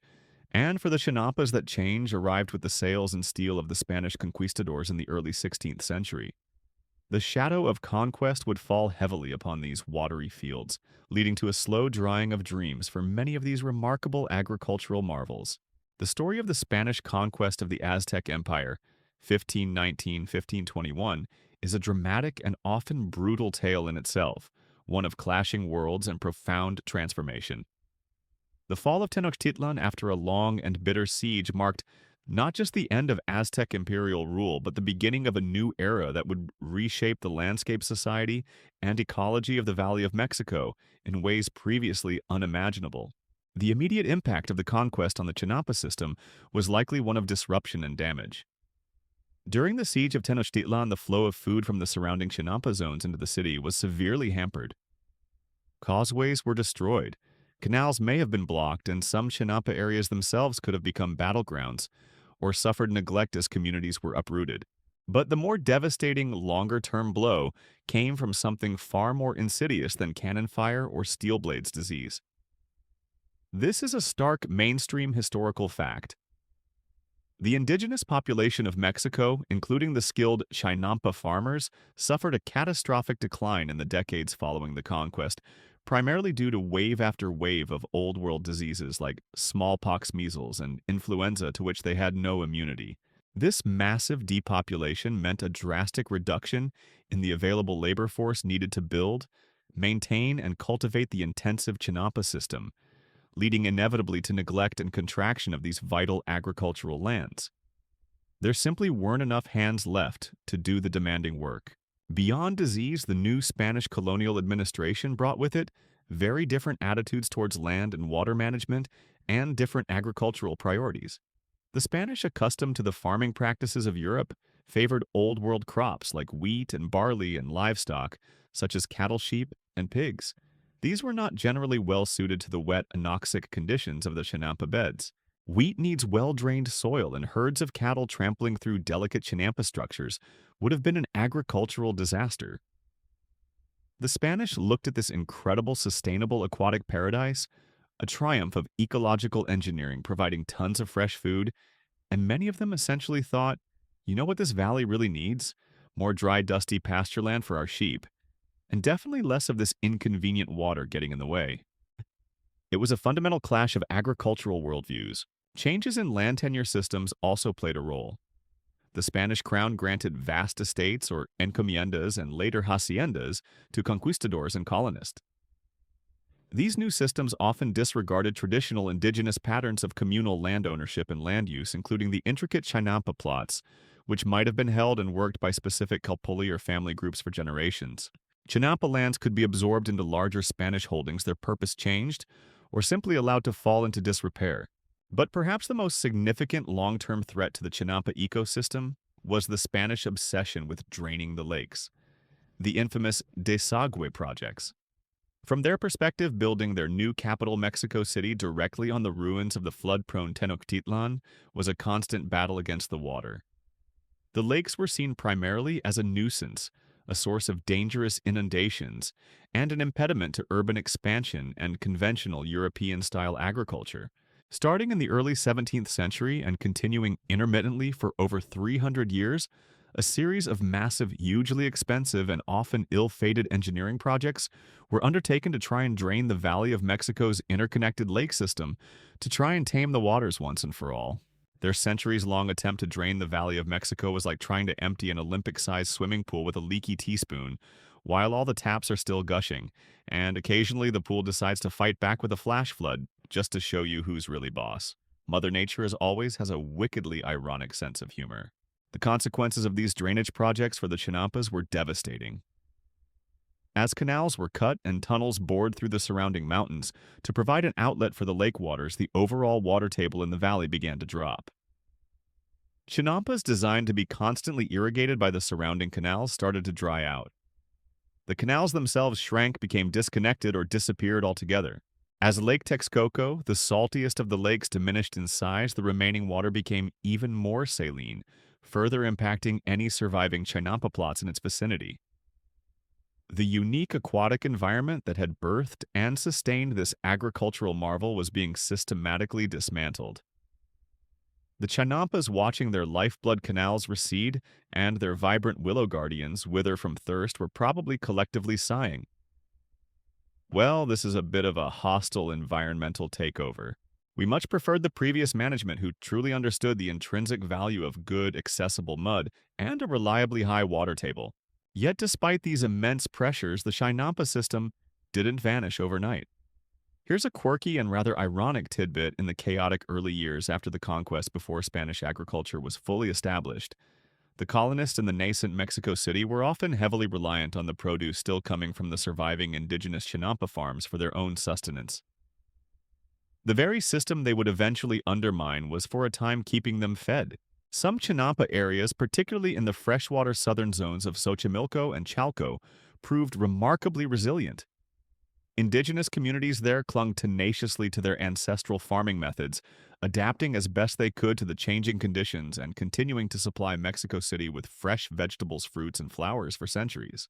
The precise interplay of factors leading to the Chinampa's decline is complex, leading to a point that historians still argue whether the widespread deterioration of the Chinampa system was primarily an unavoidable ecological consequence of the massive centuries-long drainage projects fundamentally altering the valley's hydrology, or if socioeconomic factors, such as the catastrophic indigenous population, collapse, the imposition of new labor systems like forced labor drafts, repartimiento, the shift in market demands under Spanish rule, and the general marginalization of indigenous agricultural practices played an equally or perhaps even more significant role in their abandonment and decay, even before the full impact of the drainage efforts was felt across the entire lake system.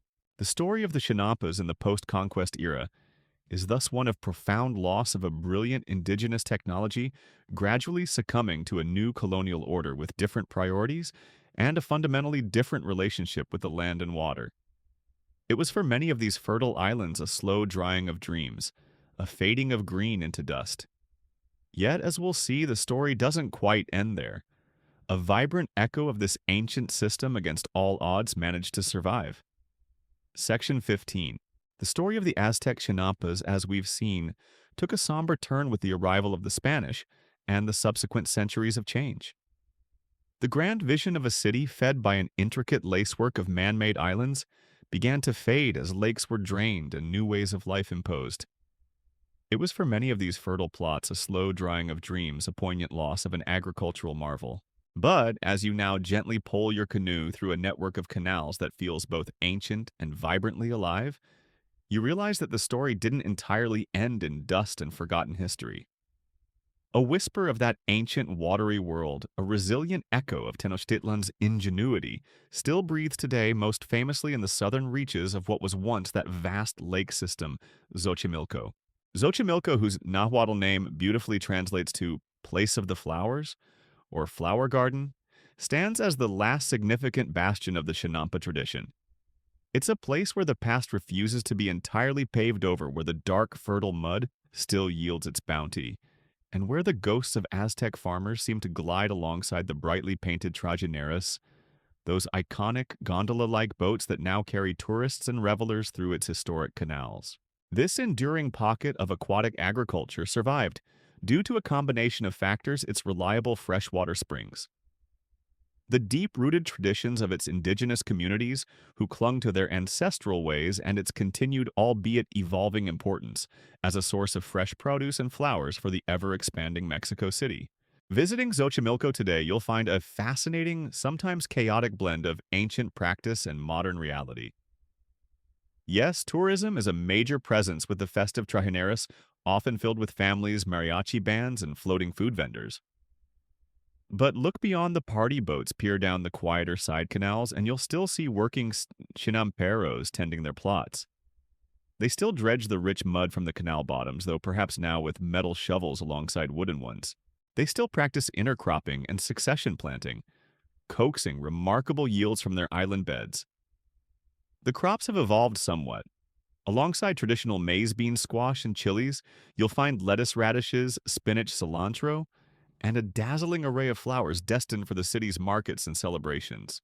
The chinampas of Xochimilco are like that incredibly stubborn, like wonderfully resilient ancient relative who's seen empires rise and fall, survived plagues and conquests, and centuries of relentless urban sprawl, and is still there, quietly growing amazing vegetables, and occasionally, yes, hosting a very loud mariachi band on a passing boat.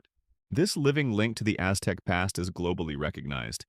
It's a vital mainstream historical fact that the chinampas of Xochimilco are designated as a UNESCO World Heritage Site, valued not just for their incredible historical significance as a unique pre-Hispanic agricultural system, but also for their ongoing cultural importance to the local communities, and as a unique precious wetland ecosystem within one of the world's largest megacities.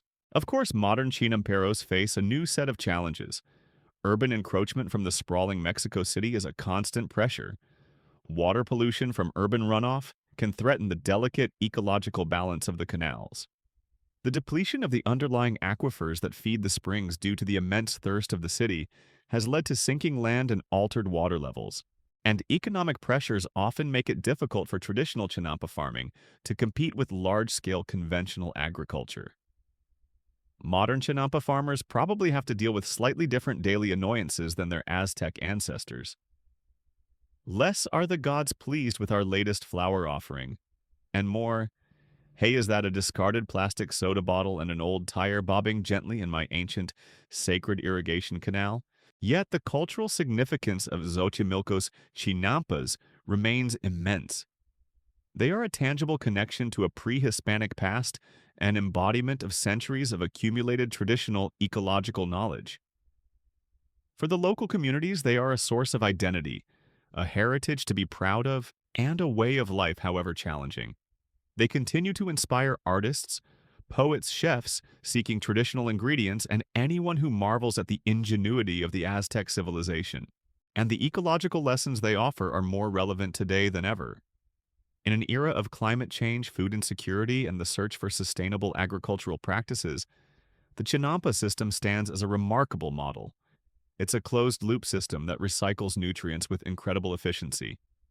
It's inherently organic, relying on natural fertility rather than synthetic inputs.